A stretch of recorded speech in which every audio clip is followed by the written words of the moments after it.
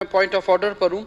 कुछ दिन पहले भी हमने हमारी असम्बली ने करारदाद मंजूर की थी। ये जो हमारे ज़मींदारों के हवाले से जो प्याज के इंपोर्ट किया जा रहा है, तो वो फिर फेडरल गवर्नमेंट की तरफ से भी हमने तो करारदाद पास भी कराई और फिर लेकिन मैडम स्पीकर वो यकीन दयानी सिर्फ यकीन दयानी हुई।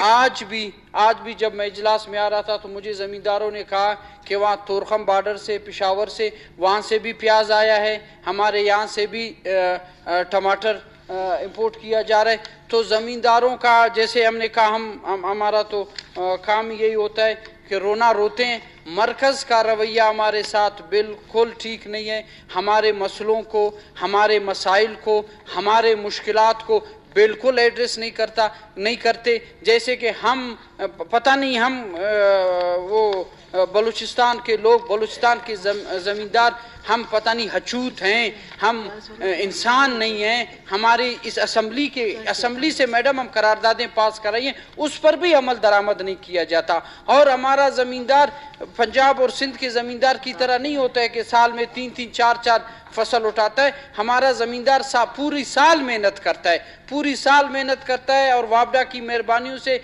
बिजली भी सिर्फ 6 घंटे है और वो 6 घंटे में भी वो जो फ्लक्चुएट करता है बिजली।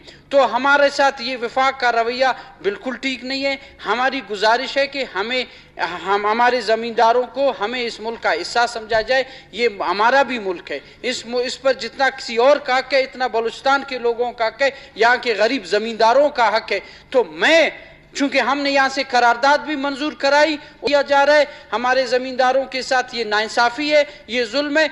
मैं इस रवैये के खिलाफ, वफाक के इस रवैये के खिलाफ एहतिजाजन वॉकआउट करता हूँ मैडम स्पीकर, कि वफाक अपना रवैया हमारे साथ ठीक करे, वरना हम फिर एहतिजाज पर मजबूर हो जाएंगे। तो मैं आज इस रवैये के खिलाफ वफाक के एहतिजाजन वॉकआउट करता हूँ। जी डॉक्टर हामिद अचकज़ई साहब।